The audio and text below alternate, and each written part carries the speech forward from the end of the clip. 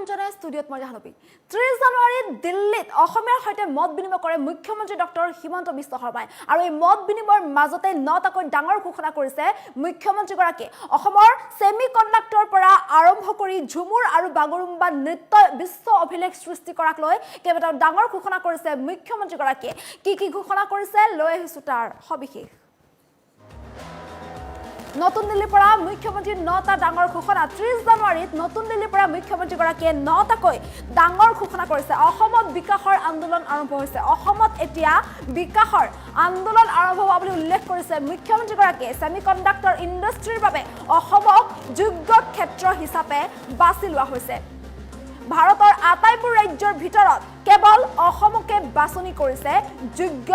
ক্ষেত্ৰ হিচাপে সেমিকণ্ডাক্টৰ উদ্যোগৰ বাবে অসমক উপযুক্ত স্থান হিচাপে বাছি লোৱা হৈছে ৪৮ নিযুত চিপছ নিৰ্মাণ হ'ব জাগিৰোডত আৰু জাগিৰোডত এই ৪৮ নিযুত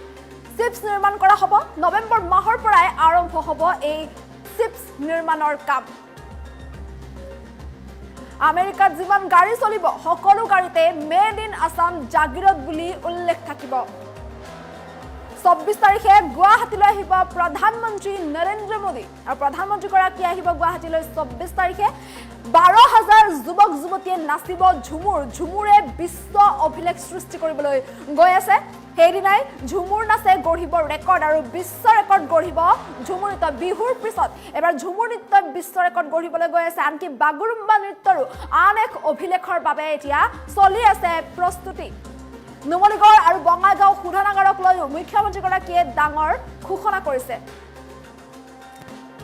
দিল্লীৰ ভোগালী বিশেষ অনুষ্ঠানত অংশ লয় এই ঘোষণা মুখ্যমন্ত্ৰীৰ আৰু 30 জানুৱাৰীত দিল্লীৰ ভোগালী বিশেষ অনুষ্ঠানত অংশগ্ৰহণ কৰে মুখ্যমন্ত্ৰীগৰাকীয়ে দিল্লীৰ অসমীয়াৰ সৈতে মত বিনিময় কৰে মুখ্যমন্ত্ৰীগৰাকীয়ে আৰু সেই মত বিনিময়ৰ মাজতে কেইবাটাও ডাঙৰ ঘোষণা কৰিছে মুখ্যমন্ত্ৰীগৰাকীয়ে অসমৰ বাবে নিশ্চয়কৈ এক ভাল খবৰ যে অসমত এতিয়া বিকাশৰ আন্দোলন আৰম্ভ হৈছে অসমত এতিয়া উন্নয়নৰ দিশ দেখিবলৈ পোৱা গৈছে ইটোৰ পিছত সিটোকৈ উন্নয়নৰ দিশ দেখিবলৈ পোৱা গৈছে অসমত আনকি সেমিকণ্ডাক্টৰ ইণ্ডাষ্ট্ৰীৰ বাবে অসমক যোগ্য ক্ষেত্ৰ হিচাপে বাছি লোৱা হৈছে ভাৰতৰ যিমানবোৰ ৰাজ্য আছে আটাইবোৰ ৰাজ্যৰ ভিতৰতে এই সেমিকণ্ডাক্টৰ উদ্যোগৰ বাবে অসমক উপযুক্ত স্থান হিচাপে বাছি লোৱা হৈছে ই নিশ্চয় আমাৰ বাবে গৌৰৱৰ কথা ৪৮ নিযুত চিপছ নিৰ্মাণ হ'ব জাগিৰোডৰ এই সেমিকণ্ডাক্টৰত আৰু এই চিপছ নৱেম্বৰ মাহৰ পৰাই নিৰ্মাণৰ কাম আৰম্ভ হ'ব আমেৰিকাত যিমান গাড়ী চলিব সকলো গাড়ীতে মেড ইন আসাম জাগিৰোড বুলি লিখা থাকিব আৰু অসমৰ বাবে নিশ্চয়কৈ এক গৌৰৱৰ কথা হ'ব ইফালে ২৪ তাৰিখে গুৱাহাটীলৈ আহিব প্ৰধানমন্ত্ৰী নৰেন্দ্ৰ মোদী আৰু প্ৰধানমন্ত্ৰী নৰেন্দ্ৰ মোদীৰ উপস্থিতিত ১২,০০০ যুৱক যুৱতীয়ে ঝুমুৰ নাচিব আৰু সেইদিনাখনে ঝুমুৰ নৃত্যই গঢ়িব বিশ্ব ৰেকৰ্ড বিহুৰ পিছত ঝুমুৰ নৃত্যই এতিয়া বিশ্ব ৰেকৰ্ড গঢ়িব বিশ্ব ৰেকৰ্ড গঢ়িবৰ বাবে ঝুমুৰ নৃত্য এতিয়া জিলাই প্ৰতিখন জিলাৰ প্ৰতিটো সমষ্টিতে এতিয়া ঝুমুৰ নৃত্যৰ প্ৰস্তুতি চলি আছে সকলোৱে এতিয়া ঝুমুৰ নৃত্যৰ বিশ্ব ৰেকৰ্ড গঢ়িবলৈ প্ৰস্তুতি চলোৱা দেখিবলৈ পোৱা গৈছে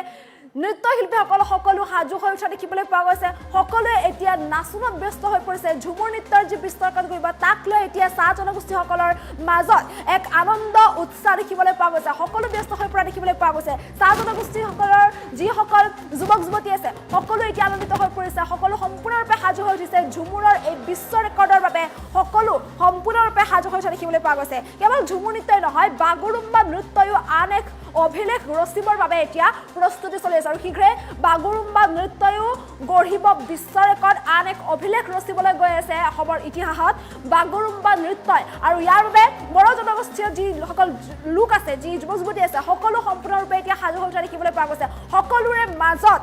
আনন্দ উৎসাহ দেখিবলৈ পোৱা গৈছে ইয়াকে লৈ সকলোৱে ব্যাপকভাৱে প্ৰস্তুতি চলোৱা দেখিবলৈ পোৱা গৈছে আনকি নুমলীগড় আৰু বঙাইগাঁও শোধনাগাৰক লৈও ডাঙৰ ঘোষণা কৰিছে মুখ্যমন্ত্ৰীগৰাকীয়ে আৰু 30 জানুৱাৰীত দিল্লীত এই যি ভোগালী বিশেষ অনুষ্ঠানৰ আয়োজন কৰা হৈছিল সেই ভোগালী বিশেষ অনুষ্ঠানতে অংশগ্ৰহণ কৰে মুখ্যমন্ত্ৰীগৰাকীয়ে আৰু তাত দিল্লীত থকা যিসকল অসমীয়া আছে সেইসকল অসমীয়াৰ সৈতে মত বিনিময় কৰে মুখ্যমন্ত্ৰীগৰাকীয়ে আৰু সেই মত বিনিময়ৰ মাজতে মুখ্যমন্ত্ৰীগৰাকীয়ে কেইবাটাও এইদৰে বৃহৎ ঘোষণা কৰিছে আৰু নিশ্চয়কৈ ই অসমবাসীৰ বাবে এক ভাল খবৰ বুলি ক'ব লাগিব এই সন্দৰ্ভত মুখ্যমন্ত্ৰীগৰাকীৰ মন্তব্য আছে সেই মন্তব্য শুনাবলৈ চেষ্টা কৰিছো এটা নতুন বিকাশৰ আন্দোলন আৰম্ভ হৈছে সেমি কণ্ডাক্টৰৰ দৰে ইণ্ডাষ্ট্ৰী আজি টাটাই ইণ্ডিয়াৰ গোটেইবিলাক ষ্টেটৰ ভিতৰত Tata has chosen Assam as their site for factory to manufacture semiconductor. Kimanta semiconductor daily upor tate hobo 48 million chips. 48 million chips will be produced in Jagirot from November. Aro America jiman gari solibo sob gari chips made in Assam Jagirodor hobo. So this is a complete turnaround. Aro ami yak aru besi deep aru besi tak ami মানুহৰ মাজত লৈ যাব খুজিছো যাতে আমাৰ অসমখনে ভাৰতৰ ভিতৰতে এখন কন্ট্ৰিবিউটৰী ষ্টেট আমাৰ অসমত এটা জেনেৰেশ্যন আছিলে দিল্লী আমাক এটো দিয়া নাই দিল্লী আমাক হেতু দিয়া নাই মই ষ্টুডেন্ট থাকোতে মোৰ মনত প্ৰথম প্ৰশ্ন আহিছিল দিল্লী আমাক কিয় দিব লাগে এনেকুৱাটো কোনো কথা নাই দিল্লী আমাক দিব লাগে there is no relation যে Delhi is a master and we are somewhere আমি তলত থাকিম দিল্লী আমাক দিব তেতিয়া আমি খাব পাম আমাৰ কথাটো হল যে Delhi is a national capital of our own country আমিও দিম আমাকো দিব the relation has to be contributory it cannot be a dependent state আমাৰ আগৰ জেনেৰেশ্যনৰ মানুহে আমাক শিকাইছিলে যে আন্দোলন কৰ দিল্লী আমাক দিব মই এতিয়া বিচাৰো যে অসমে আমি কি দিম Delhi because we have to make India is a developed nation aru Assam has to be a contributory state it cannot be a dependent state ja ratipua Delhi e tokato nidile moi dormaha dibo nuarim tenekwa stitit moi thakibo nukhoju amar bharator developmentor journey Assam should be a partner Assam cannot be a dependent state Assam has to be a partner state jodi Tamil Nadu is contributing Maharashtra is contributing, Assam will also contribute, and as a nation, ami develop korim. Aji সেই কাৰণে অসমত নিবিচাৰাকৈ ব্ৰহ্মপুত্ৰ দলং হৈছে নিবিচাৰাকৈ অসমত double laning হৈছে triple laning হৈছে 6 laning হৈছে broad gauge হৈছে ইলেক্ট্ৰিকেল হৈছে ডুৱেল ৰেল লাইন হৈছে এতিয়া আমি নতুন কল্পনা কৰিছো যে গুৱাহাটীৰ পৰা শিলচৰ আমি 5 ঘণ্টাত গৈ পাব লাগে through express highway and Dibrugarh আমি 5 ঘণ্টাত গৈ পাব লাগে those are the dream of new Assam মই আপোনালোকক এইখিনিকে যে আজি আমি অসমক প্ৰতিনিধিত্ব কৰোঁ ৰাজধানী দিল্লীত অসমৰ যাতে এটা positive image as a state where development is identity of our state তেনেকুৱা এটা যাতে আমি নিজকে as a ambassador in the national capital আমি যাতে আমাৰ দেশখনক আমাৰ প্ৰদেশখনক আমি প্ৰজেক্ট কৰিব পাৰো সেই ধৰণে আমি যাতে আমাৰ ষ্টেটখনক ৰিপ্ৰেজেন্ট কৰিব পাৰো তাৰ কাৰণে আজি আমি একেলগে গোট খাইছো মোৰ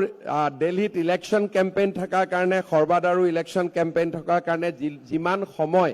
একেলগে আমি দিব পাৰিব লাগিছিল দিব পৰা নাই কিন্তু এটা কথা আমি সকলোৱে মনত ৰাখিম যে 2014 চনৰ আগত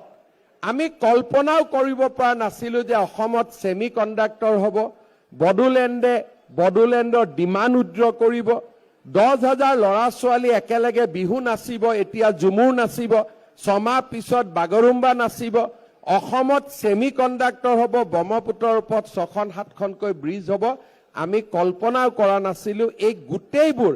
এজন মানুহৰ প্ৰেৰণাত প্ৰধানমন্ত্ৰী নৰেন্দ্ৰ মোদীৰ প্ৰেৰণাত আজি আমি সকলোৱে দেখা পাইছো it is a complete transformational story it is completely a story of new Assam সৰ্বাদা মুখ্যমন্ত্ৰী থাকোতে নুমলীগড় ৰিফাইনেৰীক আমি 10 million metric ton 9 million metric টনলৈকে ৰিফাইন কেপাচিটি বঢ়াব ডিচিশ্যন লৈছিলো কিন্তু অসমত তেলে নাই 3 মিলিয়ন মেট্ৰিক টন চলাবৰ কাৰণেও নুমলীগড় ডাজন্ট হেভ ক্ৰুড ক'ৰ পৰা আমি ক্ৰুড পাম ইমান দিনে কথা আছিল যে অসমে ভাৰতক তেল দিয়ে প্ৰধানমন্ত্ৰী ডাঙৰীয়াক আমি লগ পাইছিলো যে আমাৰতো তেল নাই কিন্তু নুমলীগড় বচাব লাগে আমাক 9 মিলিয়ন মেট্ৰিক টনলৈকে নিব লাগে মোদীজী আমাক ক'লে যে পাৰাদীপৰ পৰা মই লাইন এটা বনাই দিম যাতে বিদেশৰ আৰবৰ ৰাছিয়াৰ তেল পাৰাদীপৰ পাইপলাইনেদি নুমলীগড়ত যাব পাৰে and in this year we are going to commission new Numaligarh refinery with 9 million metric ton, but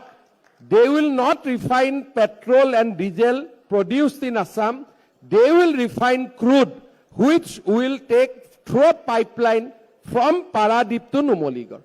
আৰু অকল পাইপলাইন ডালতে মোদী চৰকাৰে মোদী গভৰ্ণমেণ্টে 6,000 কোটি টকা খৰচ কৰিছে 6,000 crore আৰু অকল ক্ৰুডৰ পাইপলাইন বনোৱা নাই গেছৰো পাইপলাইন বনাইছে